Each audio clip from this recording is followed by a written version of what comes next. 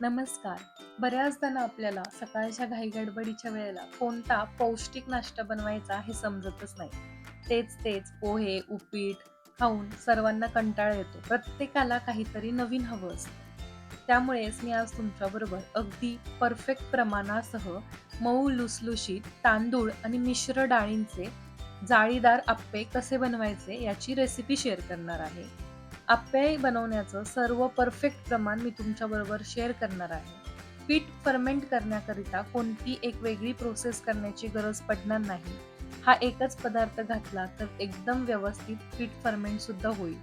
पहिल्याच प्रयत्नामध्ये तुमचे अप्पे इतके छान मऊ लुसलुशीत टम फुलणारे होतील की तुम्ही आवर्जून ही रेसिपी पुन्हा पुन्हा बनवा. चला तर मग आजच्या आपल्या या रेसिपीला सुरुवात करू. सर्वात आधी योग्य प्रमाणासाठी तुम्ही कोणत्याही एका वाटीचं माप ठरवून घ्या. नंतर त्याच वाटीने आपल्याला 2 वाटी तांदूळ घ्यायचे आहेत. तुम्ही रेशनचे किंवा कोणतेही जाडे तांदूळ वापरू शकता. याच वाटीने आपल्याला 1 वाटी हरभरा डाळ घ्यायची आहे आणि 1 वाटी पोहे घ्यायचे आहे. यानंतरनं अप्पे आपले छान जाळीदार आणि हलके होण्यासाठी अर्धी वाटी उडीद डाळ घ्यायची आहे. अप्प्यांची पौष्टिकता वाढवण्यासाठी अर्धी वाटी मुगाची डाळ घेतली आहे. नंतर मी एक छोटा चमचा मेथी दाणे घेतले आहेत. यामुळे आपलं पीठ छान फुगून येतं किंवा मग फर्मेंट होतं. सर्व डाळी आणि तांदूळ एका मोठ्या भांड्यात काढून घ्यायचे. त्यानंतरनं पाणी घालून एक 2 ते 3 वेळा स्वच्छ धुवून घ्यायचे. त्यामुळे जर त्यामध्ये काही पावडर किंवा घाण असेल तर ती निघून जाते. धुवून झाल्यानंतर भांड्यामध्ये भरपूर पाणी घालून घ्यायचं आणि हे डाळ तांदूळ आपल्याला एक 5 ते 6 तासांसाठी व्यवस्थित भिजवून द्यायचे आहे. आता इथे साधारण एक 5 ते 6 तास झालेले आहेत. डाळ तांदूळ छान भिजले आहेत. नंतर मिक्सरचं एक भांडं घ्यायचं. त्यामध्ये सर्वात आधी मी हे अर्ध मिश्रण घालणार आहे आणि गरज असेल अगदी तेवढंच पाणी घालून याची एकदम बारीक अशी पेस्ट वाटून घेणार आहे. पाण्याचा वापर करताना आपण ज्या पाण्यामध्ये हे भिजत घातलं होतं शक्यतो त्याच पाण्याचा वापर करा. आता मी इथे हे सर्व मिश्रण व्यवस्थित वाटून घेतलं आहे आणि एका मोठ्या भांड्यामध्ये काढून घेतलं आहे. हे पीठ आता 1 ते 2 मिनिट मी एकाच दिशेने छान फेटून घेणार आहे. त्यामुळे हे पीठ छान असं हलकं होतं. भांडं वापरताना पिठाच्या वरती भरपूर जागा राहील याची काळजी घ्या, कारण फर्मेंट झाल्यानंतर पीठ भरपूर वरती येतं आणि भांड्याच्या खाली नेहमी एक ताट ठेवायचं. त्यामुळे जर पीठ फुगून वरती आलं तर ते खाली सांडत नाही. आता रात्रभर हे पीठ मी असंच फर्मेंट होण्यासाठी साईडला ठेवून दिलं होतं. आता सकाळी तुम्ही बघू शकता आपलं पीठ किती छान फुललेलं आहे, भरपूर वरती आलेलं आहे, छान फर्मेंट झालेलं आहे. चमच्यावरती तुम्हाला मी घेऊन दाखवते ते किती मस्त फ्लफी झालंय, मस्त असं जाळीदार झालंय. आता पुन्हा आपल्याला साधारण 1-2 मिनिटांसाठी हे पीठ पुन्हा एकाच दिशेने छान असं फेटून घ्यायचं. त्यामुळे पीठ छान मऊ होतं, हलकं होतं आणि अप्प्यांना व्यवस्थित जाळीही पडते आणि मस्त मऊ लुसलुशीत अप्पे बनतात. त्यानंतर यातील जेवढं पीठ मी लागणार आहे तेवढं एका भांड्यात काढून घेणार आहे आणि राहिलेलं पीठ 2 ते 3 दिवसांसाठी तुम्ही फ्रीजमध्ये स्टोअर करून ठेवू शकता.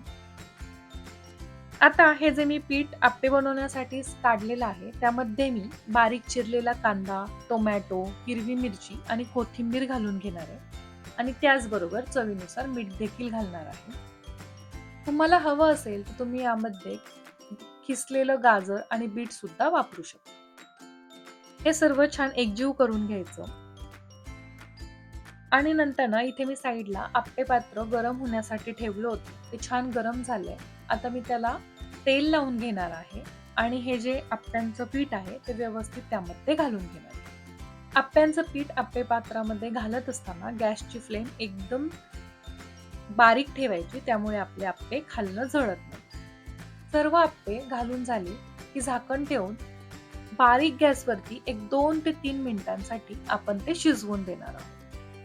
तोपर्यंत आपण अप्प्यांसाठी चटणी बनवून घेऊया. ही चटणी बनवण्यासाठी इथे मी समप्रमाणात ओला नारळ आणि शेंगदाणे घेतले आहेत. थोडीशी कोथिंबीर, 3 ते 4 हिरव्या मिरच्या आणि 4 ते 5 लसणाच्या पाकळ्या घेतल्या आहेत. आता हे सर्व मी मिक्सरच्या भांड्यात घालून घेणार आहे. यातच चवीनुसार मीठ आणि साधारण एक अर्धा चमचा साखर घालून घेणार आहे. आता थोडंसं पाणी घालून हे मिक्सरला बारीक वाटून घेणार आहे. आता हे वाटून घेतलं की चटणीला आंबटपणा येण्यासाठी त्यामध्ये मी 1.5 चमचा दही घालून घेणार आहे आणि पुन्हा एकदा ते मिक्सरला फिरवून घेणार आहे. तुम्ही दही नको असेल तर त्यामध्ये लिंबू सुद्धा पिळू शकता आणि अशा पद्धतीने आप्प्यांबरोबरची आपली ही छान अशी चटणी बनून तयार आहे.